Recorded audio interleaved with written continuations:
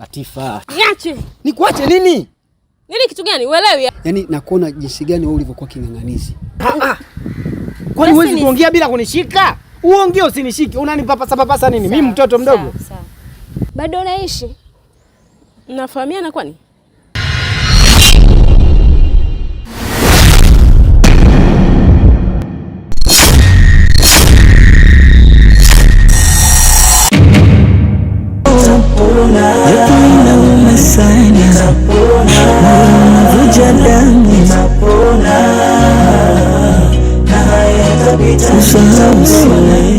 Latifa. Niache. Nikuache nini? Nini kitu gani? Uelewi au? Sikuelewi ndio maana nakuuliza na shida gani? Uelewi kitu gani ambacho uelewi? Hivyo tu ulivyo ndo nashindwa kukuelewa. Kivipi yani? Hivyo ulivyo. Nimeshasema sikuhitaji. Sijui unanielewa? Nimefanya nini sasa unihitaji nimefanya nini? Hivi uelewi Kiswahili? Naelewa. Nimeshakwambia mimi ni mtu wa mtu. Mbono mondoko umeniacha kwenye kiza totoro. Mekwisha mwili umedata na jona mwenye kaso. Mbona sikuelewi? Yaani una shida gani? Hebu sikiliza basi. Hebu yalotokea yote sijui kama ni hasira na nini. Hebu yaache mama. Mwanaume wangu tafadhali nampenda, sawa eh? Achana na mimi. Mwanaume wako? Latifa, kumbuka kini nakupenda sana mwenzio unajua. Sina cha kukumbuka kwako. Nimeshasema sikuhitaji, mimi nakaribia kuwa mke wa mtu mtarajiwa. Sijui unanielewa? Sawa? Achana na mimi. Latifa. Mbono mondoko umeniacha kwenye kiza totoro. Mekwisha mwili umedata na jona mwenye kasoro. Kipi kwangu ulikosa ndo menikomoa komo. Shida ya moyo kufata ula ubomo.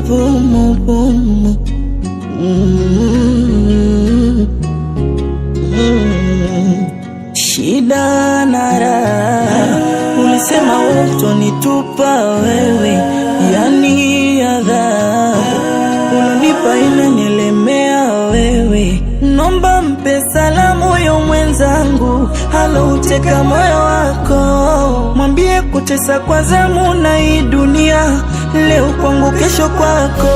Nitapona. Japo inauma sana, moyo unavuja damu. Nitapona. Na hayatapita. Usahau siwezi. Nitapona. Moyo unauma sana. Nitapona. Na hayatapita. Nitapona.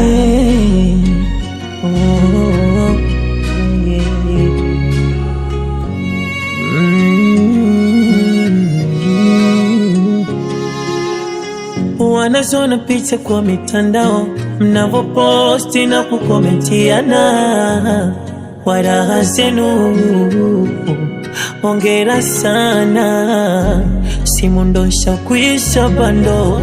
Usanivunja mbao siwezi kuruka, huruma.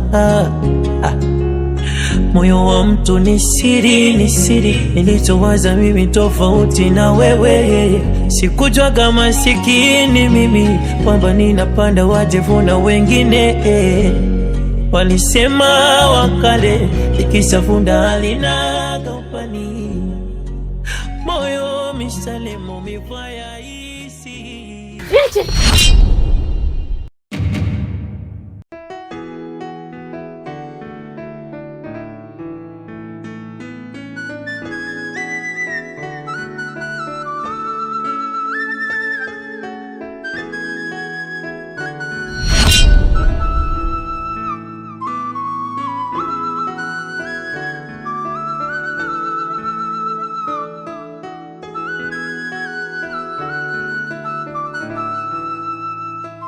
Bado ananifuatilia. Naomba tu tuondoke, tusishe hapa. Lakini hali ya maisha yangu unaijua. Mimi sipendi kuona machozi yako. Kitu ambacho kijui nikikuona unalia wewe, mimi naumia zaidi yako. Niambie nipate riziki, tutaenda kuishi mbali. Kweli? Kweli. Nakupenda sana. Penda pia.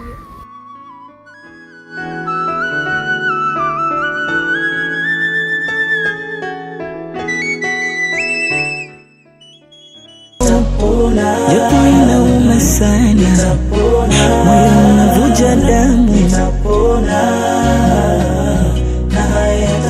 usahau siwezi, moyo unauma sana,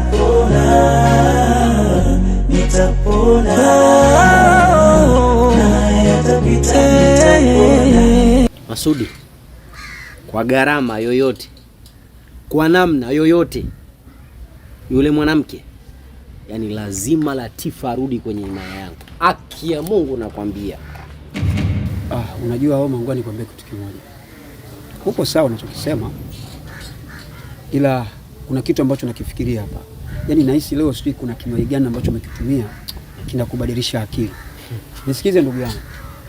Ujue siku hizi mapenzi thamani yake imekuwa kubwa kuliko hata nyumba na magari. Yaani sasa hivi mtu aliyeoa au mtu mwenye mpenzi wanavyoyawekea, si nikwambie kitu gani? Masudi, Latifa mke wa mtu. Wewe ndo yake umeshuhudia wapi? Hebu niambie wewe ndo umeiona wapi?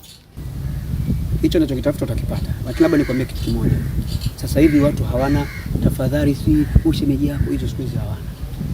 Bado sasa hivi ukizingua kuna kiparachuti, unaita mtelezo. Hakuna pa baba ni bomba. Pa. Haupo duniani. Sikiliza. Latifa bado hajaolewa. Latifa ndo anataka kuolewa sasa mimi. Sasa hizi. Safi, habari. Oma vipi? Poa. Nilikuwa naomba kuongea nawe dakika moja. Tafadhali. Niachie. Sasa ndugu yangu sio kaongea naye. Joto inauma sana, moyo unavuja damu, usahau siwezi, moyo unauma sana. Kwani huwezi kuongea bila kunishika? Uongee usinishike. Unanipapasa nini? Mimi mtoto mdogo. Sawa. Oma, unajua mimi siwezi kuishi bila wewe. Alafu sielewi nini ambacho kinakufanya mpaka leo unisamee, unitaki. Yaani sikuelewi. Nini kikubwa ambacho huwezi kunisamee mimi tukarudiana?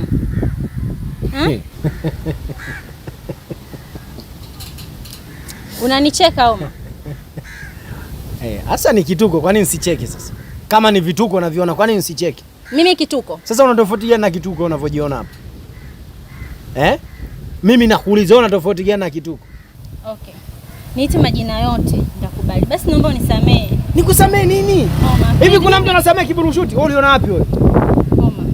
Hivi unanichukuliaje mimi? Au unaniona mtu mwepesi sana? Au unaniona mimi boya sijui unanichukuliaje kwanza? Unanionaje kwanza mimi yani? Hivyo hebu angalia jinsi nilivyo mimi afu jiangalie na wewe. Mimi nikatembea na mtu wewe mtu mfupi kaa kufuli wewe. Leo hii na kesho pia. Sisubutu kunishika. Koma kabisa. Takupiga ngumi wewe. Hivi Oma, umesahau mimi na wewe tumetokea wapi? Wewe ulinitoa wapi mimi? Umeanza unafiki. Wewe umenitoa wapi mimi? Yaani leo na nywele zako hizo kama kamba umeweka kichwani, wewe umenitoa wapi mimi wewe? Leo hii ukumbuki. Yaani niache kumkumbuka mama yangu ambaye alinizaa kwa taabu eti nije kukumbuka wewe. Mimi nitakuwa na akili na upumbavu kichwani. Yaani mimi nimekutafutia kazi, ulikuwa na maisha yaeleweki. Leo hii unaniona mimi takataka sasa hivi. Bora hata ungekuwa takataka. Au una tofauti na tunguli wewe? Oma, acha kunyambia hizo habari. Afuna kuanzia leo ukiniona mimi jua umeona na kituo cha polisi. Sawa? Ukome kama ambavyo uliwahi kukoma ziwa la mama yako ulipomaliza kunyonya. Tunguli mmoja wewe. Oma, acha.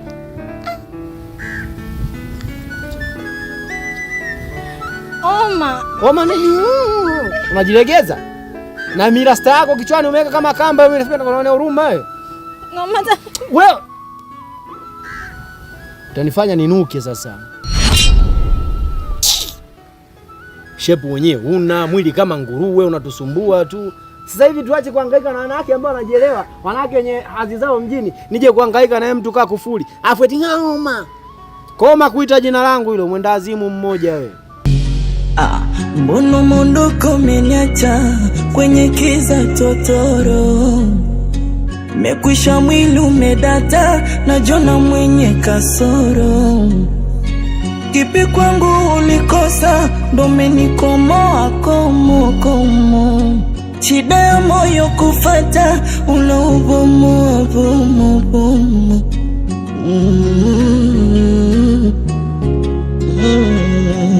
Shida na raha, ulisema utonitupa wewe, yani adhabu unanipa inanielemea wewe. Nomba mpe salamu yo mwenzangu, alouteka moyo wako, mwambie kutesa kwa zamu na hii dunia, leo kwangu kesho kwako. Joto inauma sana, moyo unavuja damu, usahau siwezi, moyo unauma sana,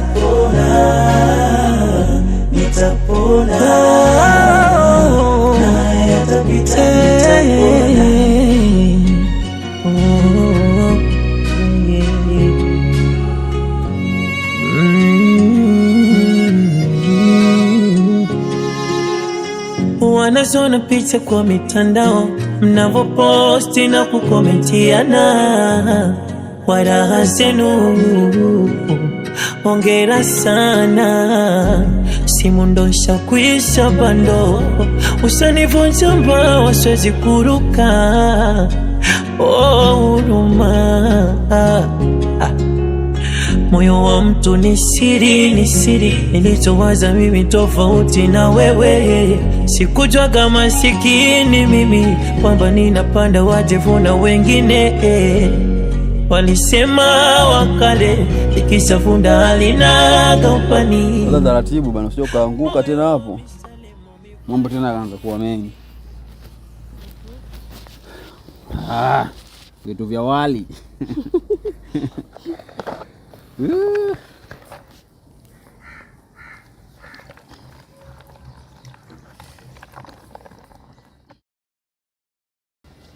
Sasa ujue Latifa, Mwenyezi Mungu amekujalia vitu vingi sana.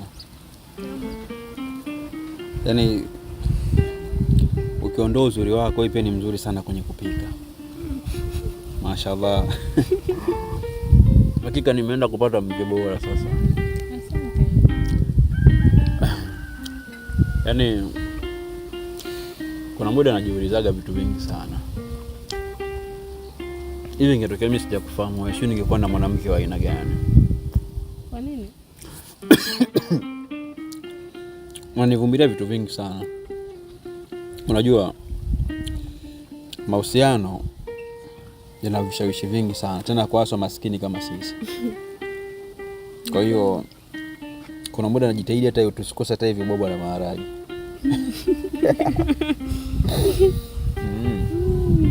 Kuna rafiki yangu mmoja anaitwa Bwana Darwish. Yule bwana alikuwa na mke wake. Unaelewa? Lakini mazingira alikuwa na Darwish alikuwa ni mtu fulani ambaye virisi alikuwa anapata, lakini yule mwanamke wake akawa bado aridhiki na kile kipato cha mume wake. Ikafika kipindi yule mwanamke akaondoka. Sawa? Sasa najiuliza, kama Bwana Darwish alikuwa na visenti kidogo, lakini mke wake akawa haridhiki, navuta picha kama yule mwanamke ndo angekuwa kwangu mimi, sijui kama angekata siku 3. Inategemea. Unajua alikuwa na mapungufu gani? Darwish naye kwa muni sana. Mmaraya. Darwish kwa muni sana. Nasi pia mwanamke hicho ndio kilichomchosha. Inategemea.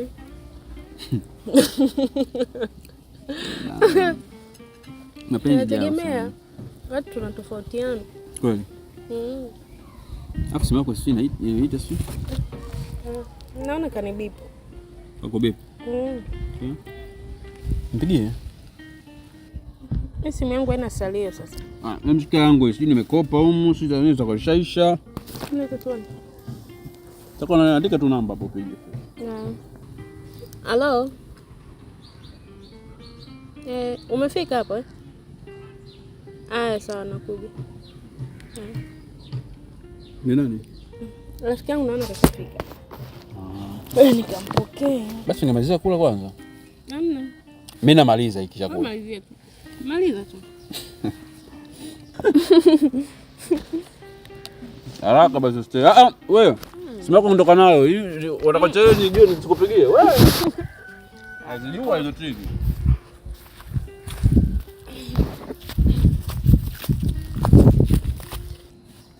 Mashaallah. Latifa.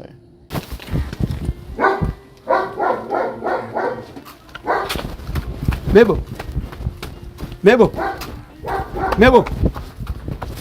Mebo. Mebo. Jamaa mimi bwana nakuita muda mrefu na mbona unisikii? Unasemaje? Mebo. Mimi najua unateseka. Najua unaumia. Sasa kwa nini uendelee kuumia na wakati mimi nipo? Ha? Sijakuelewa. Huwezi kunielewa kwa sababu nimekiona kila kitu kilichotokea pale. Yaani uko free kabisa unaongea, yaani unaonekana kabisa yani hivyo ni mwanamke wa aina gani?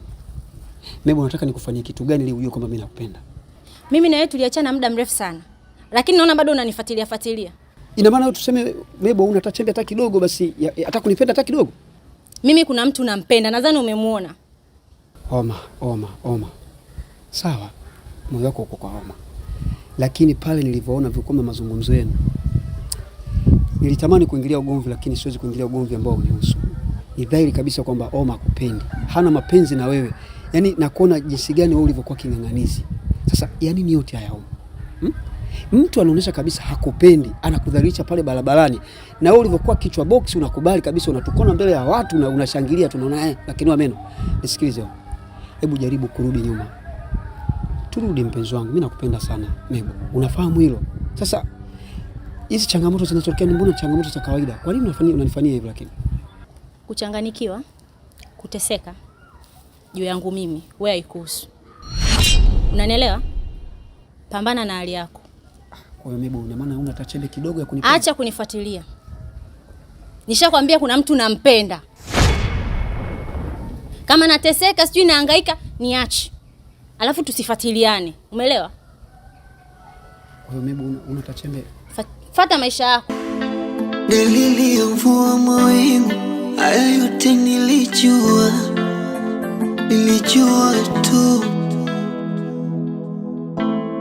Kushindana na dunia siwezi, yaisumbua tu.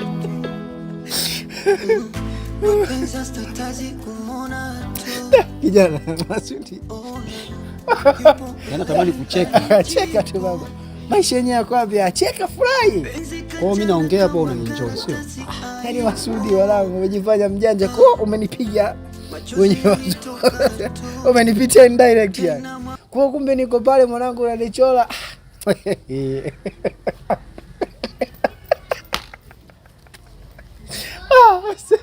Masudi, sikiliza mwanangu. Mimi nakuelewa sana. Nakuelewa sana mwanangu. Sema nini? Pambania furaha yako. Pambania furaha yako. Sawa. Yaani yule mwanamke hayupo moyoni, hayupo akilini, wala sitamani kumuona kwenye macho yangu.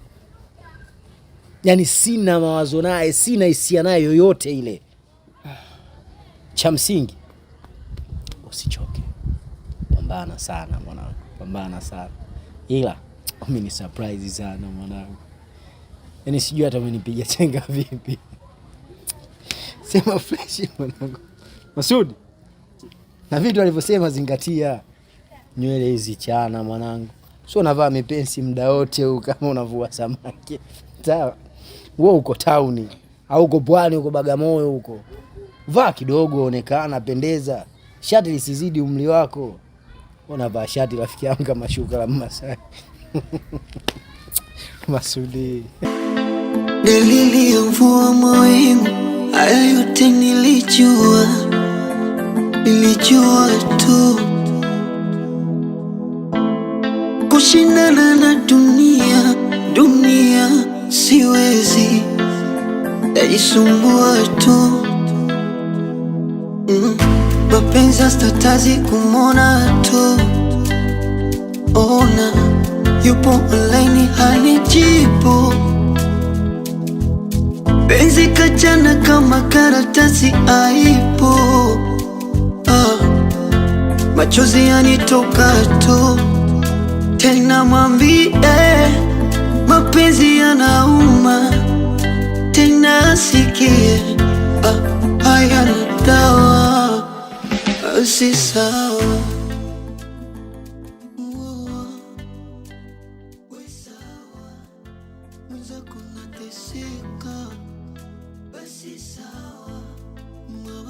Na nyumbani? Nyumbani kwa kweli wako salama kabisa. Tujaonana muda mrefu. Yaani kitambo, nakumbuka. Wewe nikakuitia shemeji yako kwanza.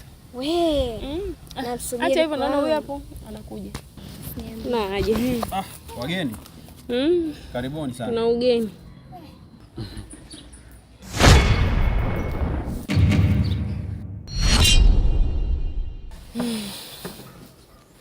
Matutu. Bado unaishi? Mnafahamiana kwani? Ndio namfahamu, lakini ni historia ndefu na sina budi kukwambia. Kiaje? Nilikuwa naishi naye mtaa mmoja, alikuwa jirani yangu. Lakini kwa bahati mbaya nzuri, Matutu pamoja na babake walipata ajali mbaya. Pole sana mimi. Asante. Na babake alipoteza maisha hapo hapo kwenye ajali, lakini Matutu alinusurika. Alitoka akiwa katika hali mbaya sana ambayo hajitambui wala hajielewi. But ndio maana nimeshangaa leo hii kumuona mahali hapa akiwa mzima. Mama, kweli binadamu wanakutana, lakini milima ikutani. Jisikia uko nyumbani.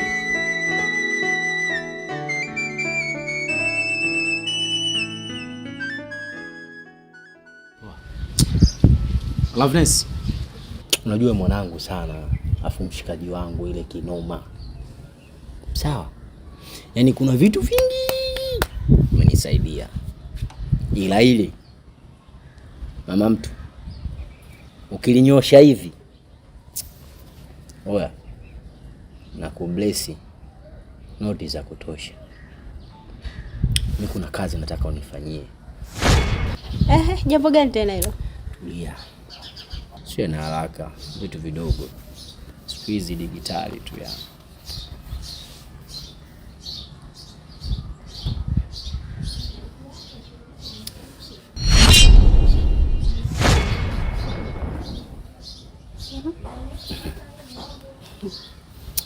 Sio unaongea na macho tu. Fanye kitu. Nafikiri umenielewa ni nini nahitaji. Vipi bwana, nielewa, sijali. Yaani ili ukilifanikisha hili. Ukilinyoosha hivi yani. Kamata hiyo.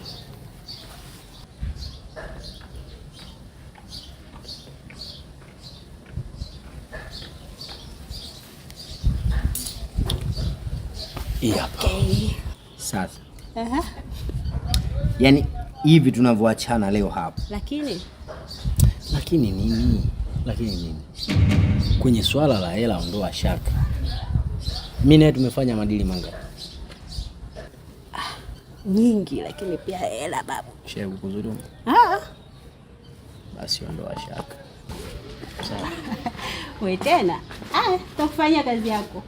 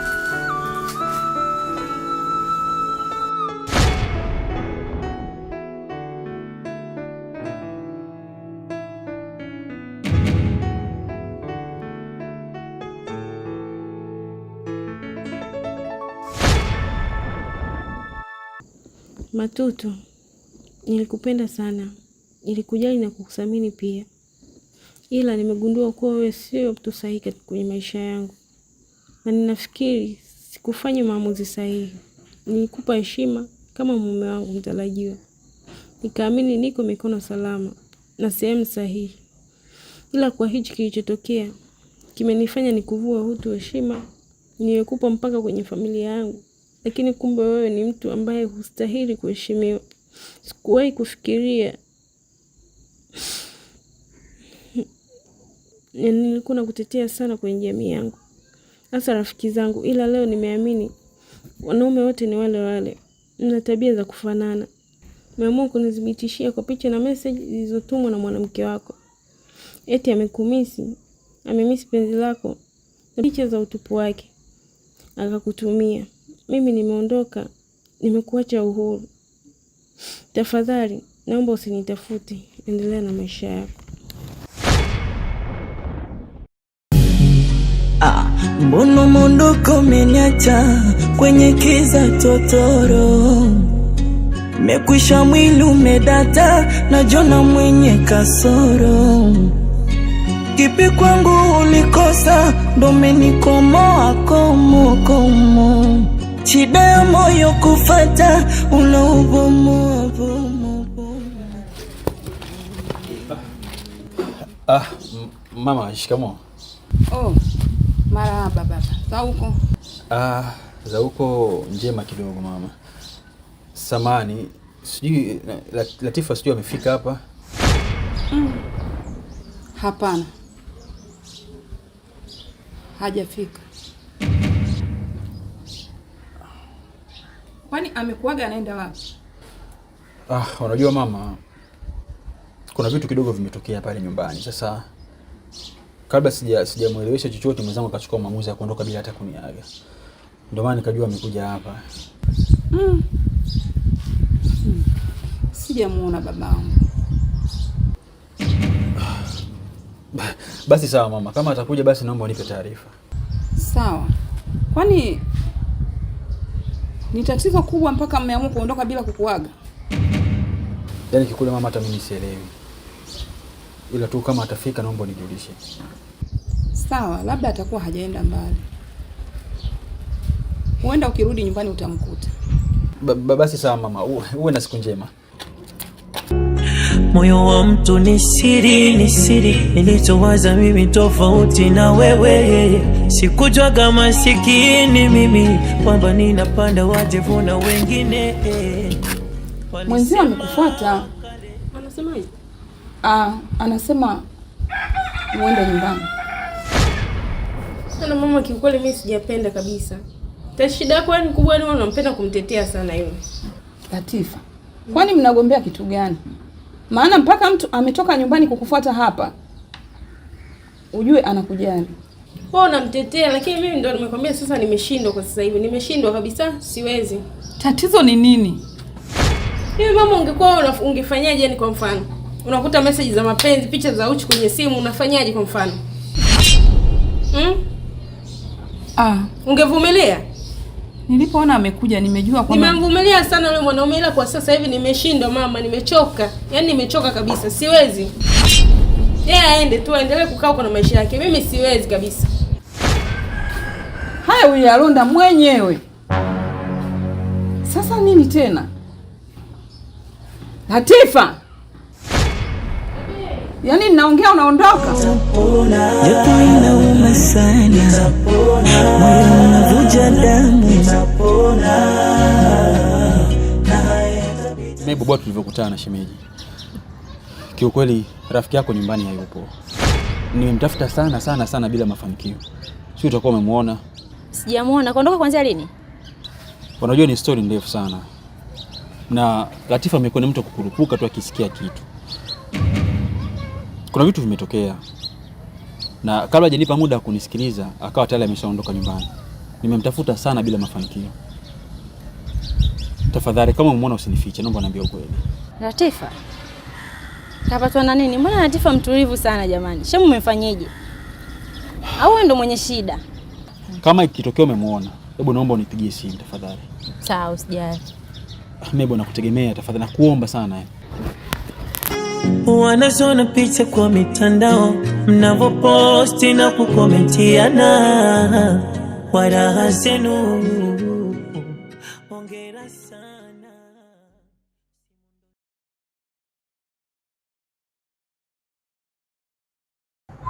Yule nani? Shemeji yangu. Shemeji yako hiyo? Kwa nani? Kuna rafiki yangu hivi. Sasa mimi nina kazi moja nataka unisaidie. Kazi gani?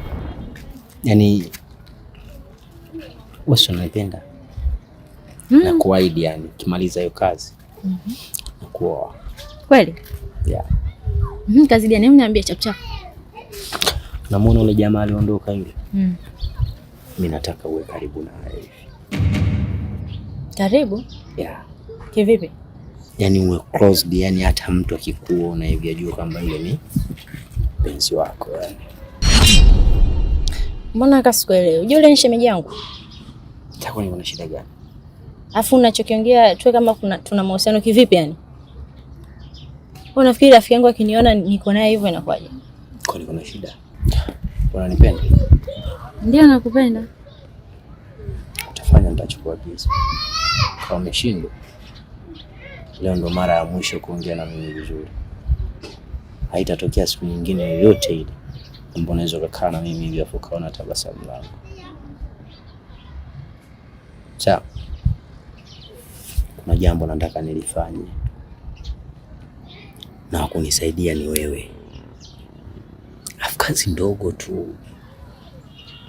Kuwa naye tu karibu. Ndani ya wiki moja basi. Unafikiri rafiki yangu akiniona niko naye hivyo inakuwaje? Kwa nini kuna shida? Ukimshika hivi shemeji yako mkono kuna tabu. Ukimuagi shemeji yako kuna tabu. Ukikisi kuna tabu. Mbona tunaona huko watu maarufu wanabushana? Ni wenyewe lakini sio mimi. Mimi namheshimu sana shemeji yangu. Eti nianze kumkisi shemeji yangu hiyo ni... Sasa sikiliza. Kama umeshindwa basi acha mimi niondoke zangu. Naona jaribio langu dogo afu umeshindwa kufanya kazi. Nani? Usiondoke. Unajua nakupenda. Sawa. Sasa kazi yako ya kwanza. Yaani ukae naye karibu. Kiasi kwamba mtu yote unakipita muoneshe kwamba ule ni mwanamume wako. Ndani ya wiki moja inatosha sana. Na tukimaliza hiyo mission, wiki inayofuata wa mke wangu halali. Kweli? Mr. and Mrs. You know? Kweli? Sawa.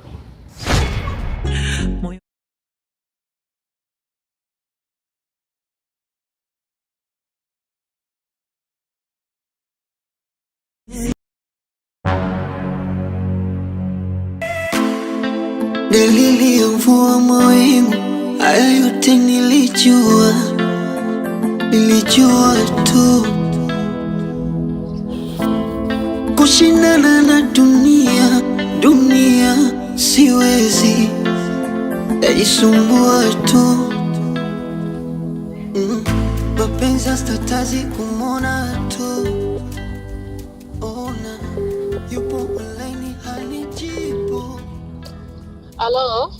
Halo mama, shikamoo. Baba mwanangu, uko hali?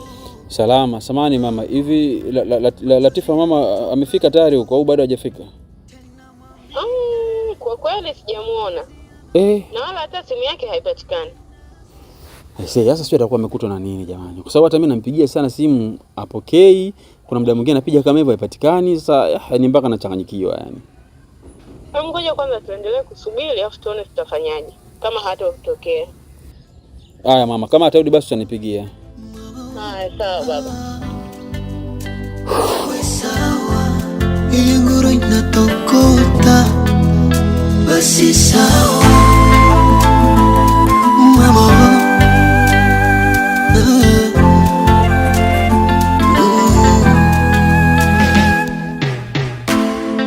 Kinachoniumiza, nilimpenda sana, kaniambia niko peke yangu. kama niteleza, ni bora nginiambia kuliko haya machungu navyojua. Hello? Hello? Habari? Salama, habari? Samani, hivi wewe ni nani? Nani mwenzangu? Kwani wewe nani?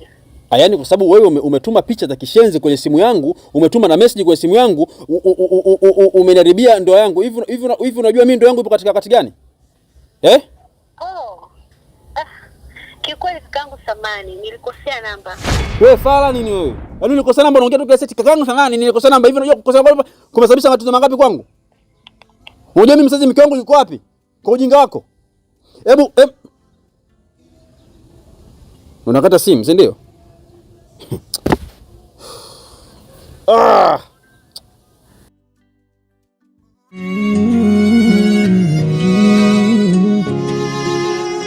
Wanazona picha kwa mitandao, mnavoposti na kukomentiana, waraha zenu hongera sana. Simu ndo ishakwisha bando, usanivunja mbao siwezi kuruka.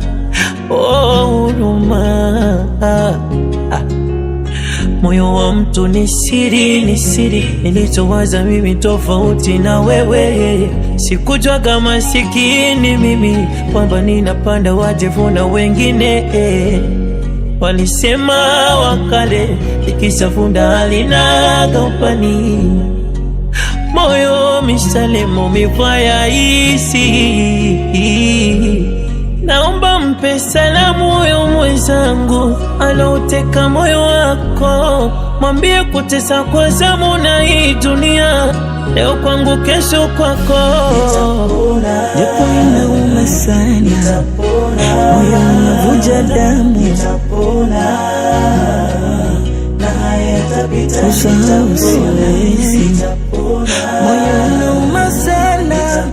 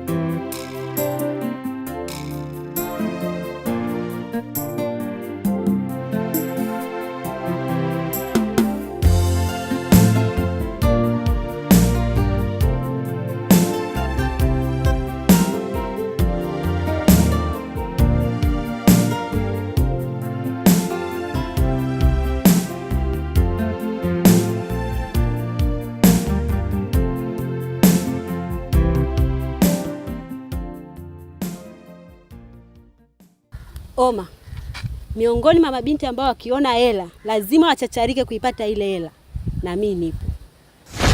Sasa basi, jambo lako nimelifanyia kazi. Uhakika? Sasa mpaka nikufuate wewe ni nini? Yaani jambo lako nimelifanyia kazi. Na hivi ninavyokuambia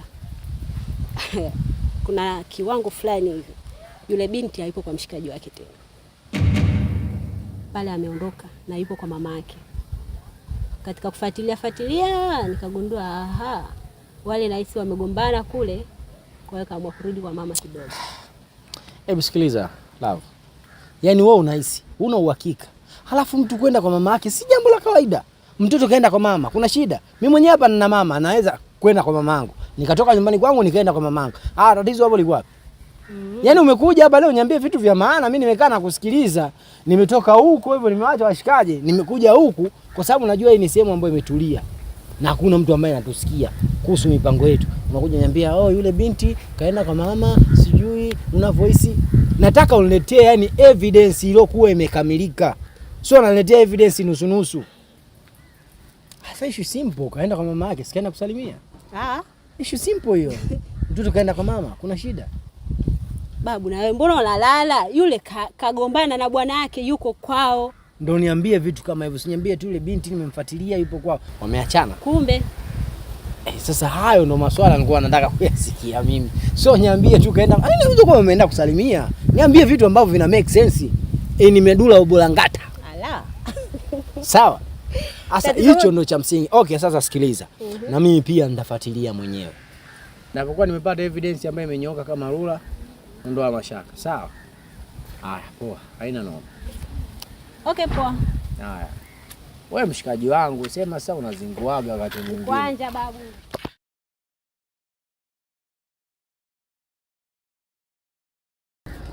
Latifa. Kwani mwanangu una matatizo gani? Mimi sina matatizo. Mwanangu wewe ni binti mrembo. Maana naona unaniletea watu ambao hawaeleweki, baadaye wewe mwenyewe ndio unaanza kulia. Lakini mama, mimi sina shida mbona? Sikiliza nikwambie mwanangu. Mabinti wa sasa hivi ujana wenu mnautumia kwa shida. Tatizo mna haraka. Mnapenda kukimbilia maisha. Unatakiwa utulie upate mtu sahihi. Yaani huna kasoro yoyote. Mrembo. Mama shikamoo. Marahaba. Karibu. Latifa, mambo? Oh, karibu. Asante. Karibu.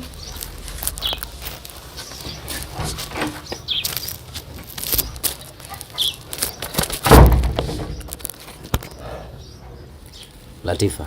Abe. Mbona kama hujafurahishwa na ujio wangu hapa? Kwanza nani kakwambia kama nipo kwa mama? Hiyo sio kazi ngumu sana kwangu. Naona imekuwa rahisi sana kwako. Anataka kuthibitisha upendo wake popote pale ulipokuwa anafika. Umemaliza? Hapana, nimeweka kituo. Latifa, mimi sijaja hapa kuongea maneno mengi sana wala kuleta ngojera. Swala langu ni moja tu. Nahitaji kukuoa uwe mke wangu halali. Siwezi. Siwezi kabisa, yani siwezi, naomba niache. Latifa. Mimi tena. Nimesahau nini kwako? Hauna ulichosahau. Kwa yale yote ulionifanyia, si ndio? Najua, na ndio maana niko hapa kuja kuomba msamaha. Nimekwambia siwezi. Hivi unaelewa Kiswahili? Siwezi. Mimi ndo mwanaume pekee kwenye ulimwengu huu ninayekupenda na kukujali na kukuthamini. Hivi unadhani ni rahisi? Kwa ulionifanyia mimi? Leo umesahau, si ndio? Hapana Latifa. Hakuna ambacho nimesahau, kila kitu nakikumbuka. Kweli? Nimekuja hapa kukueleza tu vile ambavyo mimi najisikia. Acha kujidanganya. Kwani mbona ni mambo madogo sana yanotokea? Kwa nini hukumu kwa kiasi kikubwa? Yale yote ulionifanyia ni mambo madogo, sio? Siwezi, nimeshakwambia siwezi na sijasahau kaka. Sawa? Wewe endelea tu na maisha yako. Mimi najua kuwa unanipenda sana. Ndio unavyojidanganya. Na mimi pia nakupenda. Baki hivyo hivyo kunipenda. Hebu hasira zako ziache. Yalotokea si ndwele. Tuangalie tunapokwenda.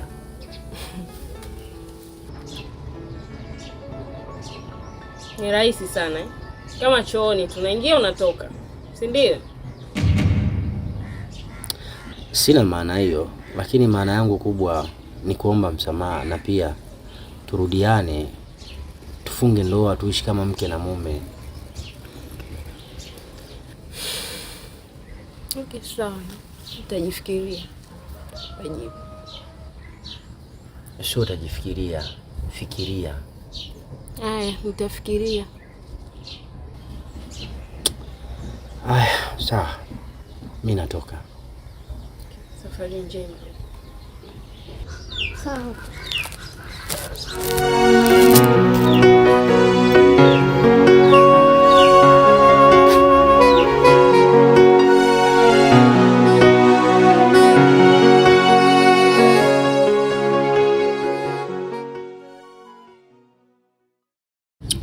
Ya, Latifa ameondoka na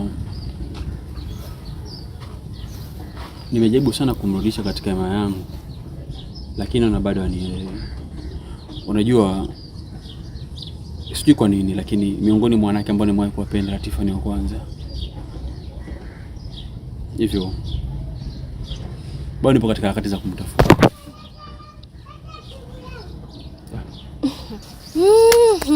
Sababu cha kuhuzunika nini? Kinachokufanya usikitike ni nini? Latifa kaamua kuondoka, kashaondoka. Wewe uamuzi ni wa kwako. Ila but nisiende mbali sana. Tufanye hivi, Latifa kashaenda. Penzi letu lirudi kama mwanzo. Liwe la moto kuliko la Latifa. Ndiyo, kuniangalia huko vipi? Nimekuwa mweupe sasa hivi au nimebadilika? Hebu nisikilize Recho. Mimi si nipo au? Recho, na matatizo gani wewe? Upo kivipi sasa? Wewe bana, achana na Latifa. Latifa shaamua kuondoka. Turudiane kama mwanzo. Hicho kitu hakiwezekani. Unajua kwa maisha ambayo tumepitia mimi na wewe, wanaotufahamu wakiona nimeudiana na wewe wataona mimi sina akili timamu. Sasa kama kashaondoka utafanyaje? Utalialia kila siku? Wewe achana na Latifa, kashaenda. Lecho! Hivi unakizungumza? Nakisikia na nakielewa vizuri. Nisikilize. Mahusiano yangu mimi na Latifa usichukulie mahusiano ya kawaida. Sawa? Na kama ndio ambacho umenitia hapa nitaondoka. Yaani piga ua garagaza, mimi siwezi kurudiana na wewe. Mahusiano yetu mimi na Lecho ilishaishaga muda hiyo kitambo sana. Wewe unaamua kufanya nini sasa? Sio kufanya nini? Wewe unataka mimi unipe ushauri nifanyeje kuhusu Latifa. Lakini sio kuongea vitu ambavyo unavizungumza sasa hivi. Hivi wewe mbona uwe mkubwa? Wewe unaangalia tu. Hebu angalia maisha yako. Yapi au maisha? Sikiliza, Latifa kashaondoka. Nilianza mimi ndo akafuata Latifa. Hata kama. Mimi na Latifa tuna kasoro gani? Recho, sikiza nikwambie. Unajua mtu anapoamua kuacha dhambi anarudi kwa Mungu wake. Hebu usimvute. Wewe mimi uliniingiza katika dhambi. Hebu changanua akili basi. Waza mbali. Kwani unawaza kesho tu? Achana na Latifa, atakutia mawazo. Latifa kashaondoka. Nilianza mimi ndo akafuata Latifa. Hata kama. Mimi na Latifa tuna kasoro gani? Recho, sikiza nikwambie.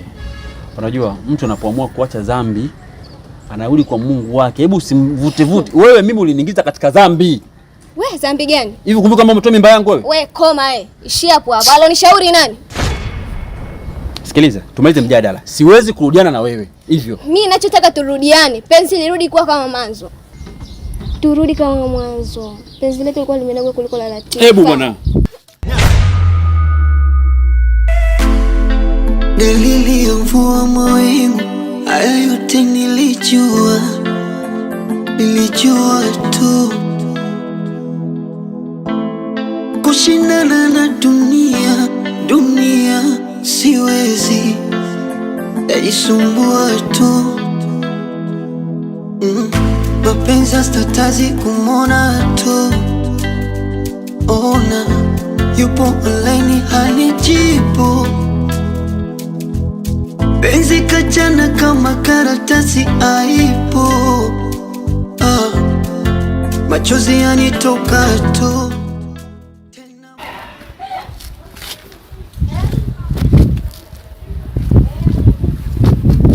Dada, mambo?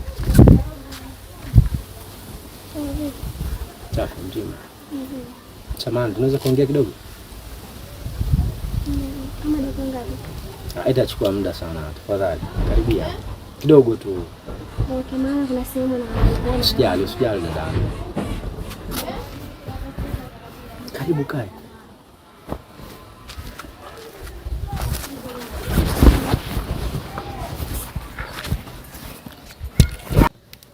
Mambo? Poa, vipi? Safi, mzima. Mzima, sijui. Asante sana kwa kukubali ombi langu kuzungumza na mimi. Unaitwa nani? Naitwa Recho. Recho. Yeah. Jina zuri.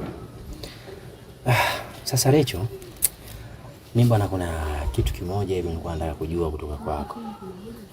Na kwanza samahani, unajua utaona kama vile naanza kukujadili mambo yako, lakini hapana, yani kuna kitu tu nilikuwa nataka nijue, kwa sababu kuna muda nilikuwa nimepita hivi, kuna jamaa nikaona umekaa naye hivi. Sijui nani wako yule. Kabla ya kwenda mbele, naomba kwanza ujitambulishe. Oh. Mimi naitwa Omar. Wow. Omar. Yeah. Nafurahi kukufahamu. Asante. Endelea na maswali yako. Naishi mazingira haya hapa. Wow. Yeah. Kumbe unaishi mazingira haya? Yeah. Naishi mazingira. Sio maana nimekaa hapa nini nimetulia. Sasa nini kuja kuniuliza yule nani nilosimama naye?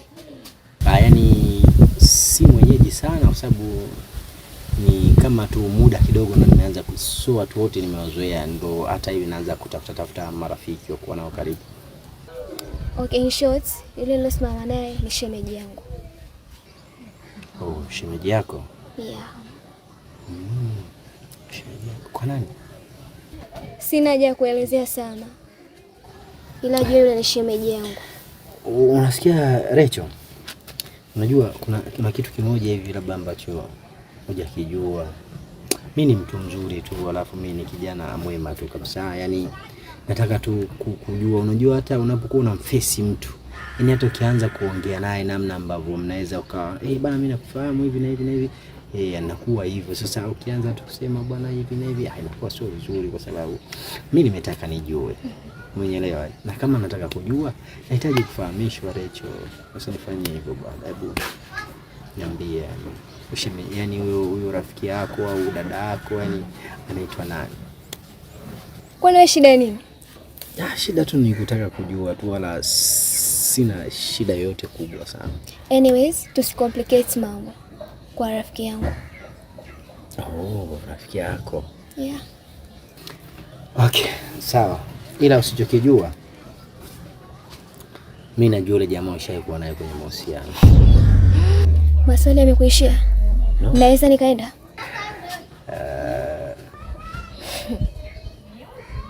Hilo umesema wewe. Silijui, silifahamu, wala silitambui. Wao waniozesha. Usitumie nguvu nyingi sana kukaa na ukweli. Ila nina ofa moja. Mimi najua kwamba unampenda sana Matutu.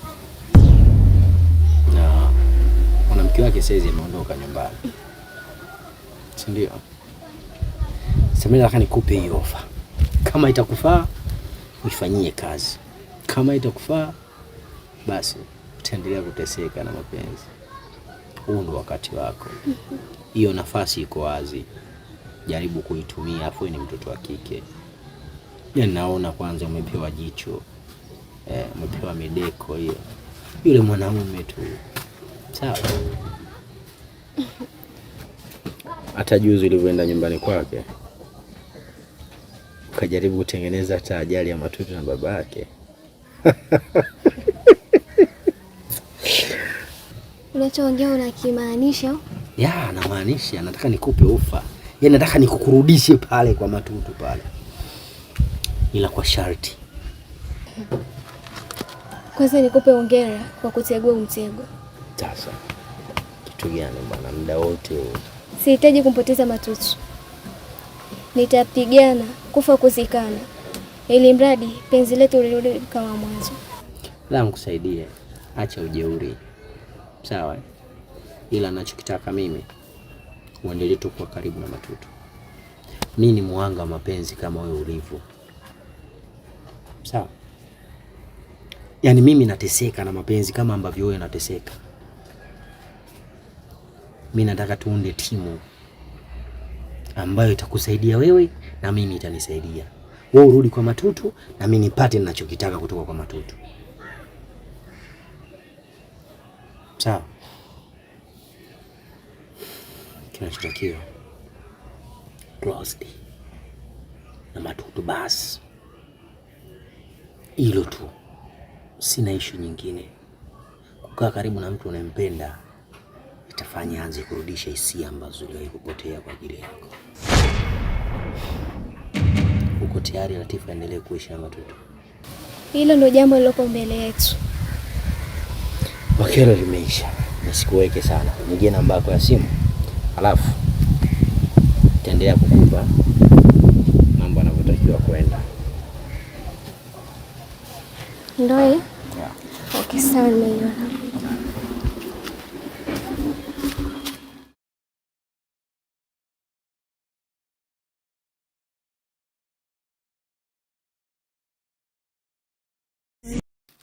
Jamani mama, unakunywa chai sasa hivi jamani? Wakati nakupikia chakula hapo. Nimeshachoka na mibwabwa. Maana tunakula mibwabwa mpaka basi. Na leo weka kidogo tu saizi yako. Kwani sawa. Maana shida ya mwanangu, chakula kikibaki huwezi kula. Takunywa na chai asubuhi. Sawa, lakini kumbuka pia kutupa chakula ni vibaya. Bora upike kitu ambacho kitapika kikaisha. Kweli mama. Maana kuna wengine hata riziki wanapoipata hawezi kujua. Kweli. Mimi nakunywa tu chai leo, ikiwezekana nalalia hii. Pia tukaanza kuamshana usiku hapa.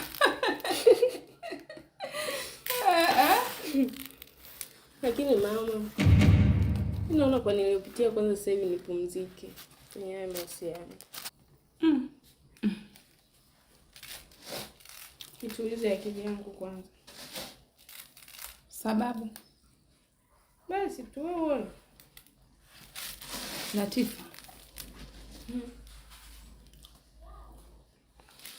Mwanangu, angalia ulipojikwaa. Usilaumu ulipoangukia. Angalia ni tatizo gani limejifanya mpaka umeenda kujikwaa. Sawa? Mama, siwezi. Kwa umri wako hapo ulipofikia, unastahili kabisa kupata mtu wa kukuwekea heshima. Unapokuwa barabarani, binti ambaye umeolewa, kila mtu atakuheshimu. Kwa sababu mabinti wengi sasa hivi wanahangaika. Kweli mama, ninapitia yote unionee huruma kabisa. Haya ni maneno tu. Yaani kaja kukuambia ni maneno tu. Hivi nirudi kwake. Lakini siwezi. Kwa maana hiyo wewe hutaki kuolewa, unataka kufanya nini? Nataka nipumzike kabisa kwanza. Nipe muda. Binti kama wewe kuwa na kwako ni heshima. Hebu angalia ni mabinti wangapi wanahangaika. Wanahitaji hata kuja kutolewa posa. Waolewe. Kama mtu amejitokeza mwenye heshima yake, amekiri makosa yake, ina maana hataweza kurudia. Lakini mama, nahitaji muda. Muda wa nini? Nipe muda mama. Hapana mwanangu. Kwani hata wewe utakapokuwa umeolewa, hata mimi pia nitajisikia faraja. Nitakuwa mtu mbele ya wanawake wenzangu. Hivi kweli ya Mungu mengi. Umekuja kuniletea ujauzito hapa usiokuwa na baba. Lakini mama, hii matoto bado iko kichwani mwangu. Na tulipanga mipango mingi sana. Unasemaje? Na tumepanga mipango mingi sana. Latifa, niambie mama. Sahau kuhusu matutu. Bado mama, haiwezekani. Siwezi. Nimekwambia sahau kuhusu matutu. Mama, mimi bana siwezi. Moyo wa mtu ni siri, nilichowaza mimi tofauti na wewe. Sikujua kama sikini mimi kwamba ninapanda wajevu na wengine. Walisema wakale ikisafunda halinaga upani. Moyo mishalemo mivaya isi.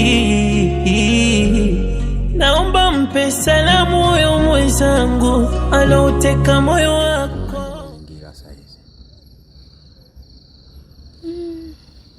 Mazuri. Yeah. Inapendeza. Usiku unavyoona hizo taa zimewaka. Sasa hii moment ipo na inakusubiri wewe tu. Lakini ni kama tulivyoongea, leo ndio siku rasmi ya kuanza ile kazi. Sawa. Nafikiri mpaka saa 3 saa 4 hivi yule jamaa atakuwa amerudi. Hakikisha leo nalala nyumbani kwake. Ni sawa? Jitahidi leo ulale nyumbani kwake. Mimi nilale kwake mpaka asubuhi, mimi na yeye. Na alafu unajua yule ni shemeji yangu. Lala naye mpaka asubuhi. Sasa kuna ubaya gani hapo? Kwani huwezi kulala kwa shemeji yako ikiwa umepata matatizo? Yaani unaongea, yani unachukulia tu ile simple. Hivi umekosa maneno mengine ya kuongea? Kwa kinachoshindikana kitu gani hapa? Wewe una utoto kiasi gani ushindwe kulala na mtu mpaka asubuhi? Yule ni shemeji yangu, kumbuka. Sasa inahusu nini kama ni shemeji yako? Shemeji yako sawa, umepata matatizo, umeenda nyumbani kwake, umeenda kulala. Msikiliza bwana. Hii mission ikamilishe. Na hii mission ndio itakufanya wewe uishi maisha ya furaha. Umeona muda tuliokutana hapa, tusingekaa tumekunjamana mikono namna hii. Sasa ningekuwa nimekuhug, nimekukumbatia na romance. Sawa, haya mazingira mazuri ambayo unaona yametulia, alikuwa nafaa uenjoy. Okay, kama utaki sawa, sikulazimishi. Kama utaki sawa, sikulazimishi. Hii inafanya ni kwa ajili yako na kwa ajili yangu pia. Sio mwenyewe. Yule ni shemeji yangu. Anatoka na rafiki yangu mimi na tunaheshimiana sana. Nikalale naye mpaka asubuhi kweli? Sasa hivi mfano ungepata matatizo, afu shemeji yako ipo karibu, ungeshindwa kwenda kulala kwake? Shasema ni matatizo sasa. Sasa na haya tunatengeneza matatizo. Sawa? Sikiliza. Chukua begi lako. Nenda nalo kwake. Sawa? Ifu ukimkuta yuko ndani, pale pale anza kulia. Yaani ukihisi yuko ndani, lakini kama hutamkuta kwa muda ule, tengeneza vitu vya kuja kumwambia anapoingia pale. Mwambie hata umefukuzwa unapokaa. Mwambie hata umeishiwa na kodi. Sawa? Tafuta kitu ambacho wewe mtoto wa kike, afu mimi nakuamini. Mwanamke mzuri anaendana na matendo yake mazuri. Sasa wewe unakuwaje mjinga kiasi hicho? Unashindwa cha kumwambia? Wewe kulala tu naye siku moja unaona shida gani? Lala naye siku hiyo moja tu. Mimi bwana siwezi.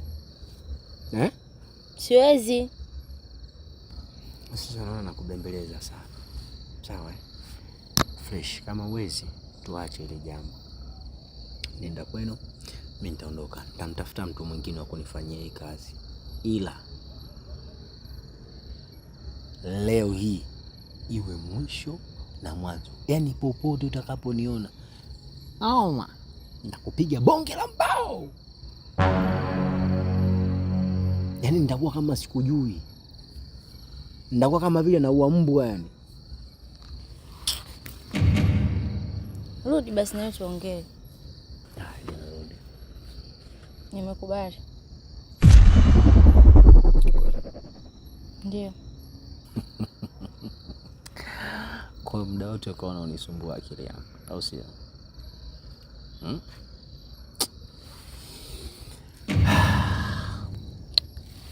Wewe ni sensia wangu, mimi nakukubali. Sawa?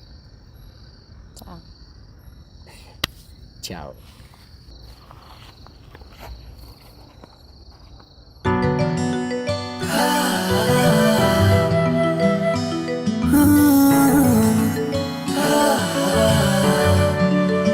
Iwe ni kwenye mvua ama jua kali, kwenye milima, mabonde, majabali, kikubwa dua kwenye hii safari, anipanga na kupangua yeye jalali.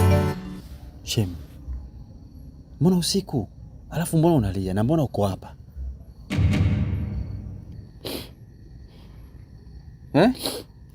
Shem, nakuta nimetola mizigo yangu nje la kodi sina.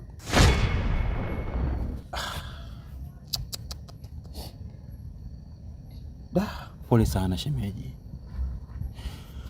Hivi mwa nyumba yako na roho mbaya kiasi gani? Yaani usiku kama uko anakutoa vitu. Sasa unaenda wapi sasa hizi shemeji yangu? Shem, na maana nimekuja kwako. Nisaidie angalau hata usiku leo tu. Nikusaidie Shem?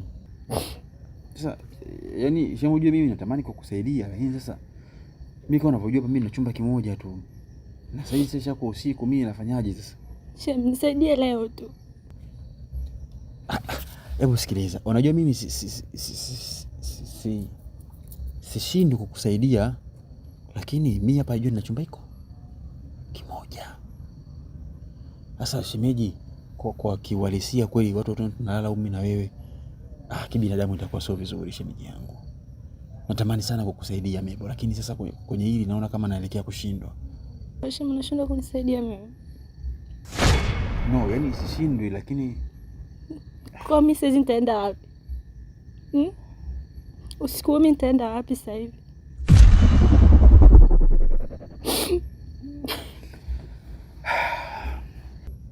Kwa hiyo mnashindwa kunisaidia kisa binadamu wanaotuzunguka. Mimi na wewe tumetoka wapi? Tumetoka mbali. Leo unashindwa kunisaidia? Sishindwi shemeji, lakini sasa usiku mimi naenda wapi?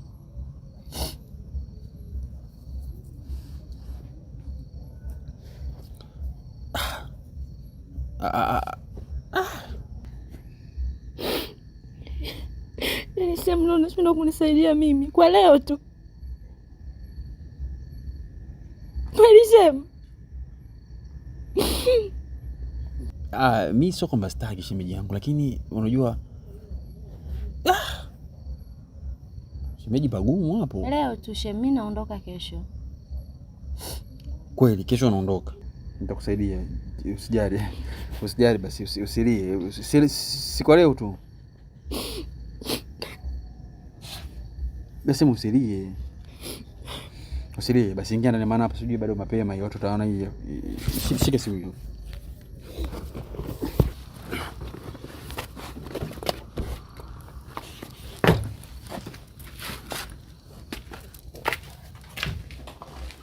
Mebo, jisikia huko nyumbani. Asante, shakaribia. Ndio bado tunajitafuta kama hivi unavyoona, kwa hiyo kikubwa panakucha na maisha yanaendelea, kwa hiyo jisikia huko nyumbani. Asante. Shem. Yaani sio nisemeje? Kwa nini? Unajua umenisaidia. Hamna, usijali, upaswa kushukuru sana. Unajua ni jukumu langu kwa sababu unajua wewe na mchumba wangu Latifa ni marafiki sana. Umeelewa? Sasa zinapotokea situation kama hizi za matatizo, ndio muda sahihi wa kusaidiana mimi nadhani. Hivyo upaswa kunishukuru sana. Unatakiwa kushukuru kawaida. Tuombe Mungu matatizo yako yapite, basi maisha yaendelee. Asante.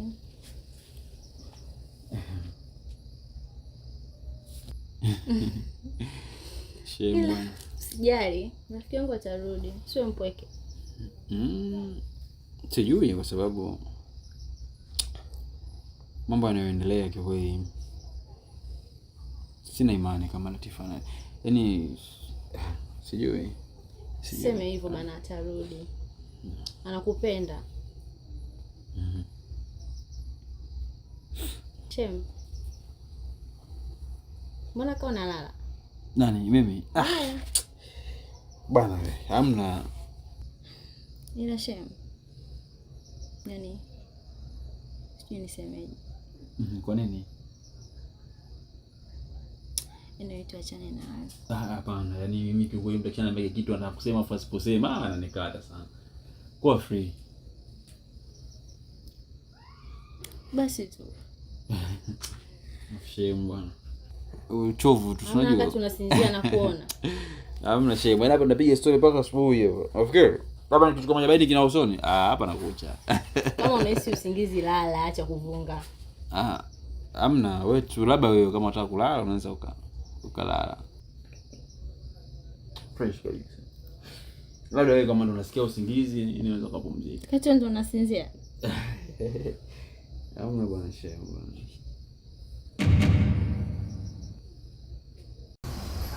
Shem. Jamani. Mbona unasinzia tena? Hata unasema ulale, hata unasinzia. Kama unahisi usingizi lala. Kweli Shem mabidi tulale.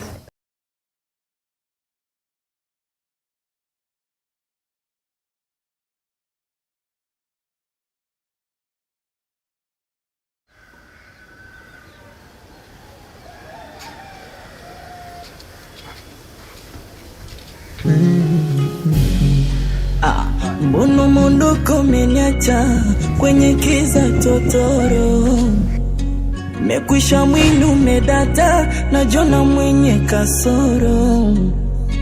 Kipi kwangu ulikosa, ndo menikomoa komo. Shida ya moyo kufata, uloubomo bomo.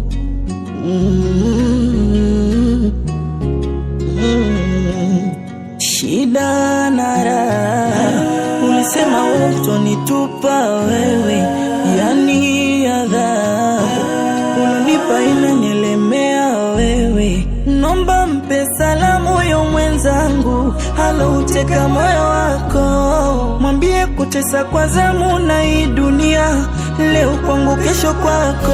Nitapona, joto inauma sana, moyo unavuja damu. Nitapona, na hayatapita. Usahau siwezi, moyo unauma sana.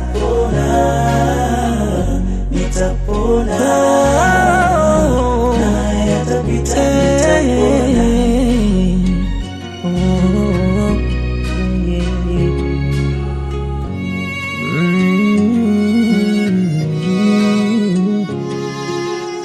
Wanazona picha kwa mitandao, mnavoposti na kukomentiana, waraha zenu hongera sana. Simu ndosha kuisha bando, usanivunja mbao siwezi kuruka. Huruma, moyo wa mtu ni siri, nilichowaza mimi tofauti na wewe. Sikujua kama masikini mimi, kwamba ninapanda wajevu na wengine. Walisema wakale, ikisafunda halinaga upani. Moyo mishalemo mifaya isi, naomba mpe salamu yo mwenzangu, alouteka moyo wako. Mwambie kutesa kwa zamu na hii dunia, leo kwangu kesho kwako. Japo inauma sana, moyo unavuja damu. Usahau siwezi, moyo unauma sana.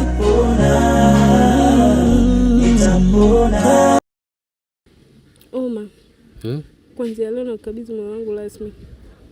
Nahitaji unipende, nahitaji faraja. Nomba mpe salamu yo mwenzangu, alouteka moyo wako. Mwambie kutesa kwa zamu na hii dunia, leo kwangu kesho kwako. Nitapona, joto inauma sana, moyo unavuja damu. Nitapona, na hayatapita. Usahau siwezi. Hivi shemeji, kwa nini umefanya hichi kitu hapa? Kitu gani? Kuona maana unachokifanya ukikumbuki, si ndio? Yaani shemeji, unajua fikra kwamba mimi na mke wangu Latifa tuna ugomvi mkubwa. Lakini cha ajabu unataka nimfuate Latifa nijaribu kumwelekeza, umenizuia. Hivi unafikiri Latifa anatengeza picha gani? Unajua Shemule, yani alivyotukuta pale, yani amekuwa na hasira kiasi kwamba unaweza ukamfuata saa hizi amtoelewana kitu. Hapana. Yaani ni heri angeniua pale huko mimi kunizuia wewe. Yaani kwa ninavyomjua Latifa. Hadi sijui. Shemu, usijali, mimi nitamfuata, nitaongea na Latifa na natumaini atanielewa. Latifa hawezi kukuelewa shemeji. Atanielewa. Yaani sio Latifa, hata kama ungekuwa wewe. Unamkuta mwanaume wako yuko na mwanamke afika kanga moja. Alafu nataka shemeji, umezingua sana. Yaani kuna muda mpaka najuta kwa nini nilikusaidia jana. Najuta. Shemu, wewe unaongea hivi? Najuta ndio Mebo. Okay, poa, fanya uende basi. Unanifukuza tena? Sio nakufukuza, si uliambia unalala siku moja. Fanya uondoke na ukachukua begi lako ndani. Okay. Kuna sehemu naenda, nitakuja kuchukua begi baadaye. Hebu nisikilize, nakupa muda mchache sana. Otherwise utakuta begi nimelitupa nje na nakwambia kabisa. Shem, unaonekana umenichoka. Umezingua bana. Hai, kwa heri. Nenda, inuka nenda basi. Dalili ya mvua mawingu, haya yote nilijua tu. Kushindana na dunia siwezi. Umesema hizi ni nini? Ni selfie. Selfie? Yaani mimi yule mpya mjini hapa. Zinapatikana Kariakoo.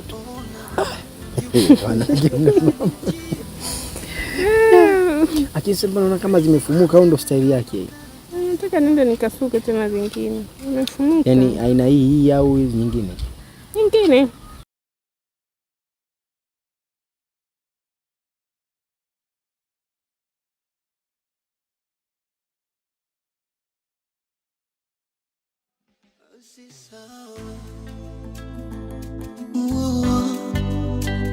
We sawa, mwenzako nateseka, basi sawa,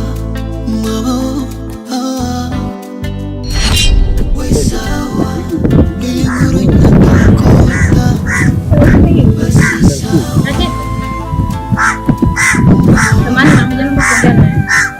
Una shida gani? Nisikilize kwanza ninachotaka. Kuhusu nini?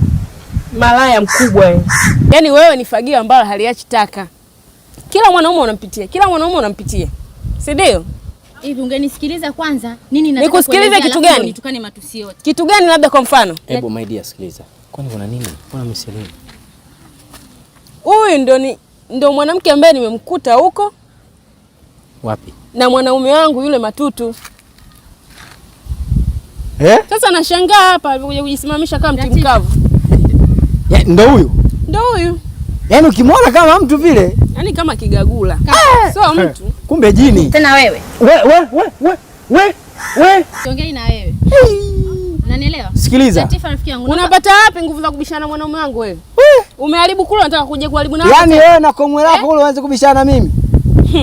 Wewe na komwe lako ile tinga wewe. Kichefuchefu. Alafu my dear, usikauke sauti kuongea na hichi kijini. Maana hichi ni kijini. Tena sijui. We, hana hata mshipa wa aibu jamaa. Yaani mwanamke aeleweki. Yaani mimi najua hata ni mtu wa maana, mtu mwenye thamani, mtu mwenye maana. Jina langu. Latifa. Una hata haya. Nisikilize nini ninachotaka kukwambia. Hata mshipa wa aibu hauna. Wewe shoga mboga, shoga uyoga. Naomba unisikilize nini ninachotaka kukwambia. Wewe utaongea nini wewe? Wewe na komwe lako utamwambia nani akuelewe? Nani atakusikiliza? Wewe mimi sinyoshagi kidole na wanawake. Nitakugeuza supu. Achana na huyo shoga uyoga, achana naye huyo. Shoga uyoga wewe. Shoga mboga. Ushoga kazi. Ukujifanya malaya tu kuondoka na wanaomeza. Chefu limemshuka hilo. Mwanamke mbaya, cheki miguu yake kama fito. Samahani kwa usumbufu. Bila samahani. Ongea haraka maana nilikuwa nimelala so nimechoka. Nahitaji ku refresh mind. Okay. Asante kwa kunisikiliza. Lecho. Kule Latifa alikuja nyumbani. Na kwa bahati mbaya alikuta kuna rafiki yake anatoka chumbani kwangu akiwa na kanga moja. Kwa hiyo kwa haraka najua tu kwa akili Latifa atajua kwamba yule mwanamke mimi ni mwanamke wangu. Lakini kiukweli Lecho hatujafanya chochote mimi na yule mwanamke. Alikuja pia kwa matatizo yake, sio kafukuzwa kodi, sio kafukuzwa nini. Na mimi najuta hata kumpokea jana usiku.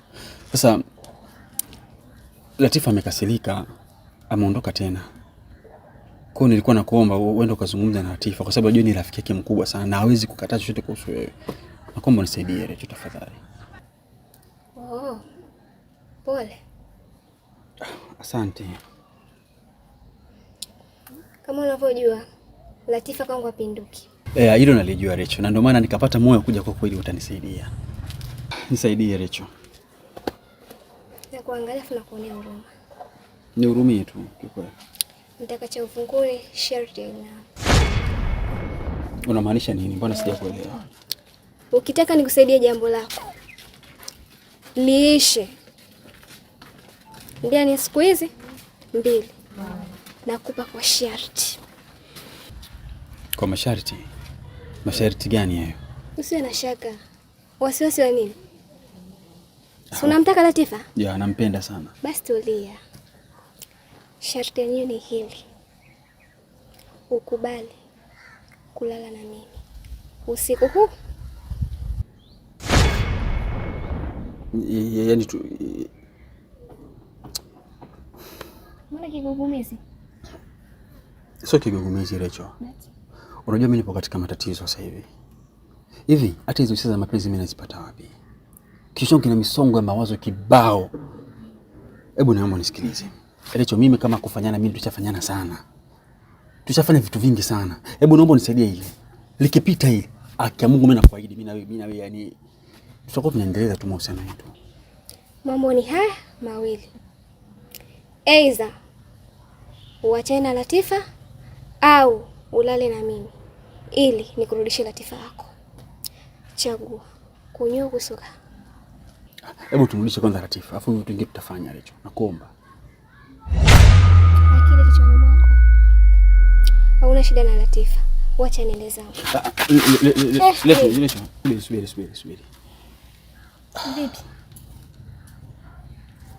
Jambo limetike ula? Lakini si mara moja tu, si ndio? Nishakwambia nahitaji penzi lako. Ikiwa endelevu, ikiwa mara moja, nahitaji penzi lako. Mara moja alafu bao moja, si ndio?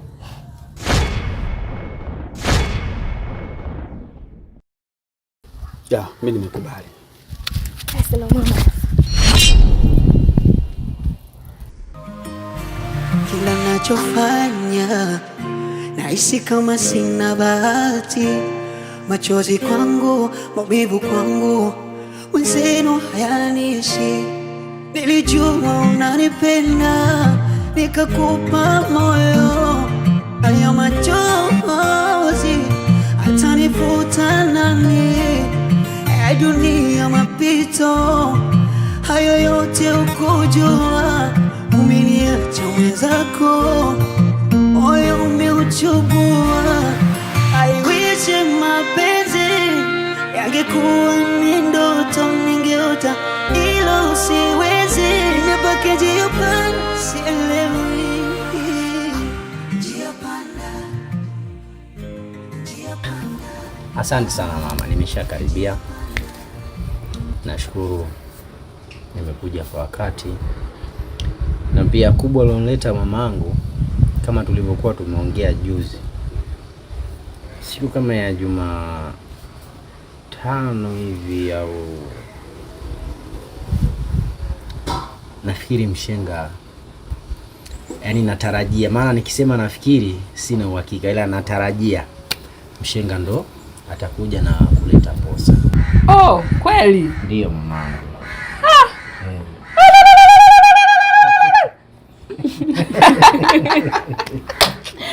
Majirani wasije wakasikia, maana jambo la heri Mwenyezi Mungu huwa analisimamia kwa heri kabisa mamangu. Lakini bado watu wabaya wakisikia wanaweza wakaweka pini. Sasa mimi naombea kwa kwanza lisiwe la muda mrefu. Kama ni ndoa ifanyike haraka. Ni kweli mamangu, hata mimi pia nataka ile jambo liishi kwa haraka, kwa sababu najua masuala haya yanakuwa na changamoto sana, lakini najitahidi yani liishi haraka, kwa sababu hata nikiondoka nataka niwe nishakuwa mume halali wa Bi Latifa. Usijali mkwe wangu, kwanza umepata mkwe mstaarabu, mkwe muelewa. Maana maisha ya zamani mkwe saizi anatembea na kibambaza. Hatuwezi tukakaa hivi. Yaani hapa alitakiwaje mshenga moja kwa moja. Ila sasa hivi tumekuwa na uwazi sana. Kwa sababu kadri dunia inavyokwenda vitu vinabadilika. Kwa hiyo vitu vingi tusiwafiche fiche watoto. Kwa hiyo naamini wewe ndio mtoto wangu. Na huyu atakuwa upande wa pili. Pale ambapo likishapita jambo la heri. Atakuwa patoshi. Sije majirani wakasikia bure. Asante baba.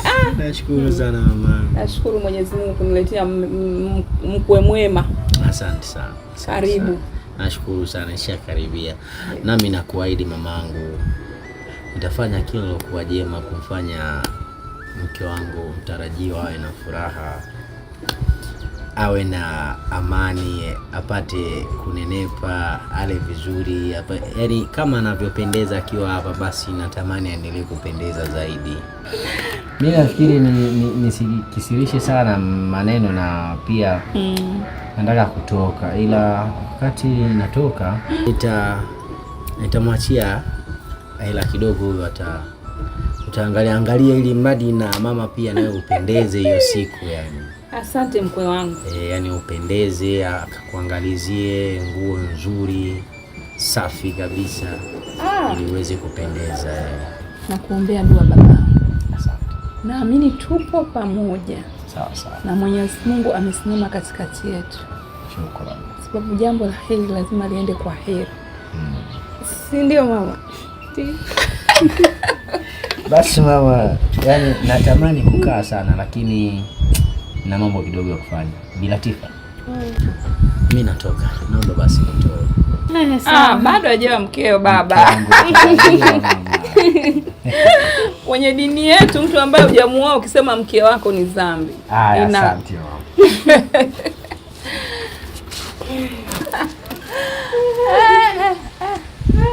Utafikiri mapacha. Alafu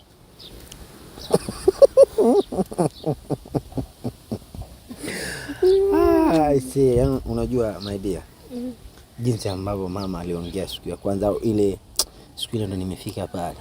Yaani ile nilivyomsalimia mara apokelee mara akatoa sonyo. Kasema hapa kazi.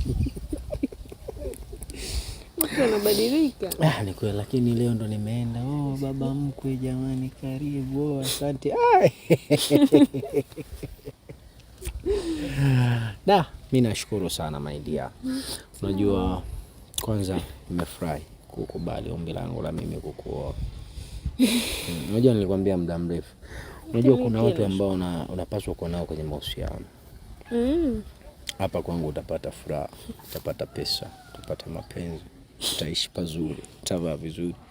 Unahangaika na ule mgunga ulimbo ile atakupa nini mama? Unajua kuna watu warefu lakini akili zao fupi kama kufuli. Ilikuwaje kwanza kumkubalia mtu kama yeye? Ila yote mimi najua ni makosa yangu, nisamehe sana maindi ya kipindi ambacho nilikukera. Najua ulikuwa katika harakati ya kuitafuta furaha yako. Lakini umejua wapi ni sehemu sahihi kwako. Ni kweli. Sawa? Nakupenda sana Latifa. Nakupenda pia. Kweli. Asante. Urudi nyumbani. Sasa tu nikupigia simu tena upokee. Mimi nina wivu mwenzako. Bye. Akatoto akakata mtoa roho. Dalili ya mvua mawingu, haya yote nilijua tu. Kushindana na dunia siwezi, najisumbua tu. Mapenzi statazi kumona tu. Ona yupo online hanijibu. Penzi kachana kama karatasi aipo. Machozi yanitoka tu. Tena mwambie mapenzi yanauma. Tena sikie hayana dawa. Si sawa. We sawa. Mwenzako nateseka. Basi sawa. We sawa. Ile ngoro inatokota. Naomba uniache. Sawa? Naomba uniache, umenielewa? Latifa, hebu nisikilize. Siwezi kukusikiliza. Latifa, mimi nakupenda sana. Siku zote nimekaa mimi nakutafuta. Nimeshasema siwezi, sawa? Umesahau nini kwangu? Sasa mikosa yangu nini? Kipi ulichosahau?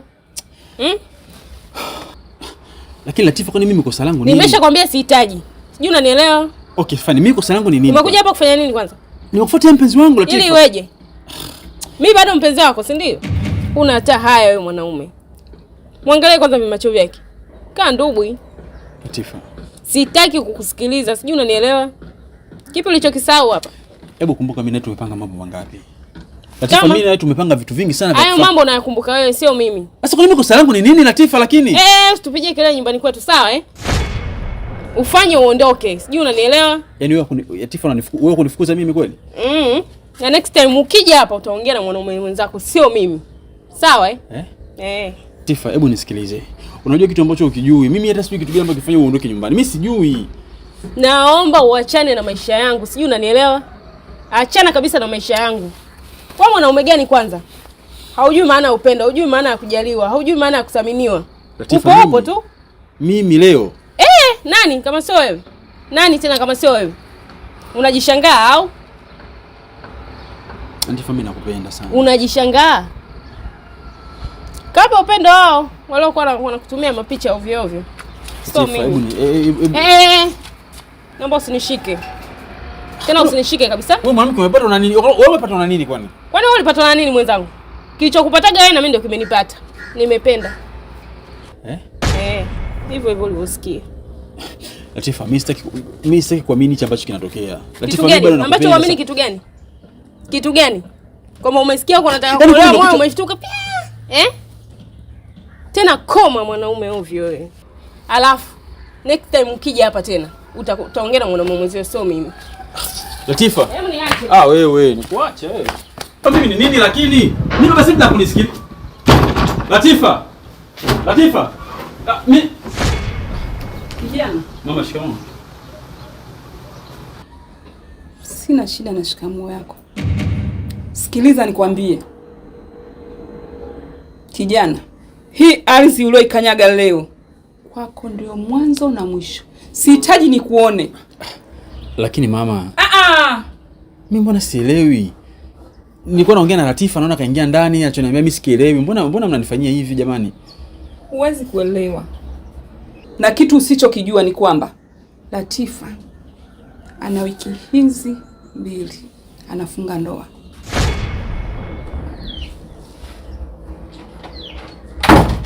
Ndoa? Mbono mondoko umeniacha kwenye kiza totoro, mekwisha mwili umedata, najona mwenye kasoro. Kipi kwangu ulikosa, ndo menikomoa komo.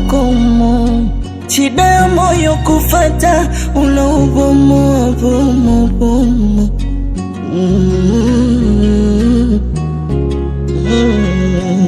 Shida na raha, ulisema utonitupa wewe, yani adhabu unanipa inanielemea wewe. Nomba mpe salamu yo mwenzangu, alouteka moyo wako, mwambie kutesa kwa zamu na hii dunia, leo kwangu kesho kwako.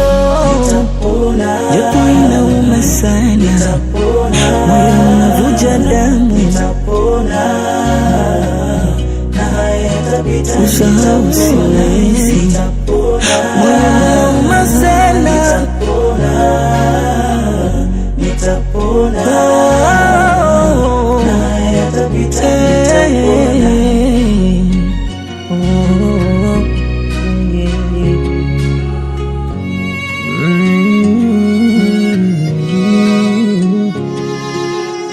Wanazona picha kwa mitandao, mnavoposti na kukomentiana, waraha zenu hongera sana. Simu ndosha kuisha bando, usanivunja mbao siwezi kuruka. Huruma. Moyo wa mtu ni siri, nilichowaza mimi tofauti na wewe. Sikujua kama masikini mimi, kwamba ninapanda wajevuna wengine. Walisema wakale, ikisafunda halinaga upani. Moyo mishalemo mifaya isi. Naomba mpe salamu yo mwenzangu, alouteka moyo wako, mwambie kutesa kwa zamu na hii dunia, leo kwangu kesho kwako. Japo inauma sana, moyo unavuja damu. Usahau siwezi, moyo